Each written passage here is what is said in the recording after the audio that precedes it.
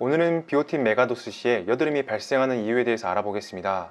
탈모이신 분들이 영양제들을 선택함에 있어서 가장 흔하게 접근할 수 있는 영양제가 비오틴입니다. 남성형 탈모이신 분들은 프로페시아와 같은 피나스테리드 계열의 약을 기본으로 드셔야 하지만 머리를 나게 하는 약은 아니기 때문에 추가적으로 모발 성장에 도움이 되는 영양제들을 드시는 게 좋습니다. 그 드시는 영양제들의 기본 성분 중 비오틴이 대부분 들어갑니다. 비오틴은 우리 장 속에 있는 세균에 의해서 합성이 되고 식생활에 의해서 충분히 공급이 됩니다만, 탈모이신 분들은 이 비오틴을 마구 몸속에 넣어서 모발을 더 자라나게 하려고 드신 분들도 있습니다. 이걸 비오틴 메가도스라고 부릅니다. 상용량보다 많은 양의 비오틴을 섭취하게 되는 것이죠. 일단 결론부터 말씀드리면, 비오틴을 많이 섭취하면 판토텐산이 결핍이 되고, 판토텐산을 많이 섭취하면 비오틴이 결핍이 됩니다. 판토텐산과 비오틴의 관계를 NCM460이라는 사람 세포를 이용하여 밝혀낸 실험입니다. 솔직히 요즘에서야 비오틴과 판토텐산을 메가도스에서 서서히 문제들이 나타나고 발견되고 있는 것인데, 여기에 관련된 판토텐산과 비오틴, 이 둘 다 결핍되기 정말 힘든 영양소들입니다. 논문 내용을 살펴보면 판토텐산은 농도 의존적으로 경쟁적으로 비오틴 흡수를 억제합니다. 경쟁적 억제 관계에서는 반대 상황도 자연스럽게 발생하므로 비오틴 메가도스는 농도 의존적으로 판토텐산의 흡수를 저해합니다. 그래프를 보더라도 판토텐산의 농도에 따라서 비오틴의 흡수도가 달라짐을 알 수가 있습니다.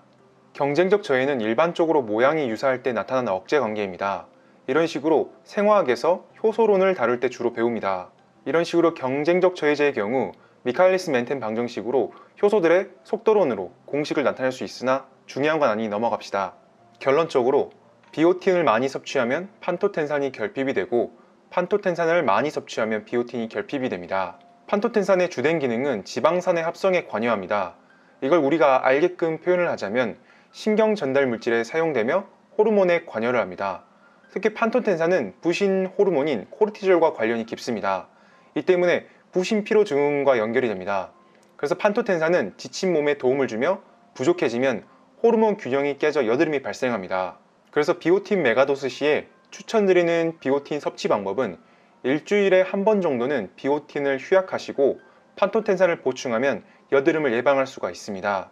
다만 비오틴과 판토텐산, 이 물질 둘 다 개인차에 따라서 흡수도가 달라지므로 일주일에 한 번 휴약했음에도 불구하고 여드름이 난다면 일주일에 2번 정도 늘리시는 방향으로 자신에게 맞춰서 조절하셔야 합니다. 자주 하시는 질문들을 살펴보면 종합 비타민을 먹는데 판토텐산, 비오틴 두 개 다 들어가 있어요.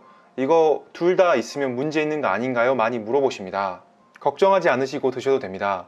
경쟁적 억제 관계란 한쪽이 정말 과량이 돼서 모든 통로를 다 막아버렸을 때 문제가 되는 상황입니다.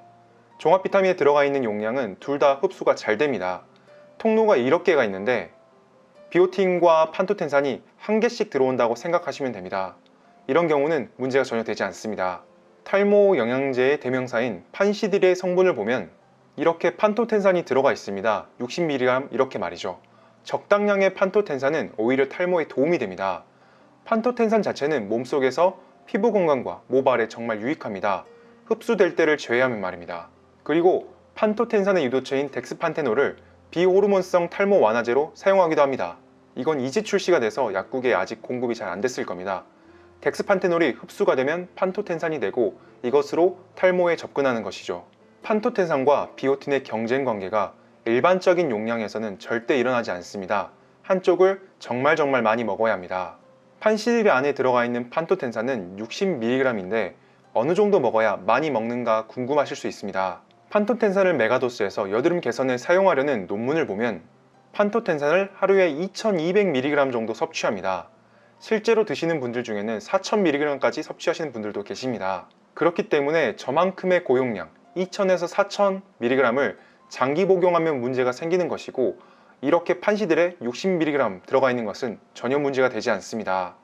비오틴도 살펴봅시다. 비오틴도 종합 비타민에 들어가 있는 비오틴 0.1mg이면 100마이크로그램인데 0.1mg 이것만 기억하고 한번 가봅시다.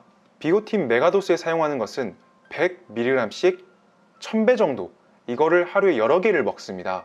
이렇게 드시는 경우에는 판토텐산이 흡수가 될 때 결핍이 되기 시작합니다. 그렇기 때문에 내가 적당량의 비오틴을 먹었는데 여드름이 난다. 이건 판토텐산이 음식으로나 합성이 잘 되지 않는 경우이므로 보충해 주시면 됩니다. 판토텐산과 비오틴, 농도에 따른 복잡 미묘한 관계를 이해하시는 데 도움이 되셨으면 합니다. 오늘도 영상 시청해주셔서 감사합니다. 비오틴 메가도스를 하실 때 부작용을 겪지 않으면서 탈모를 치료할 수 있길 기원합니다. 영상이 조금이라도 도움이 되셨으면 합니다. 감사합니다.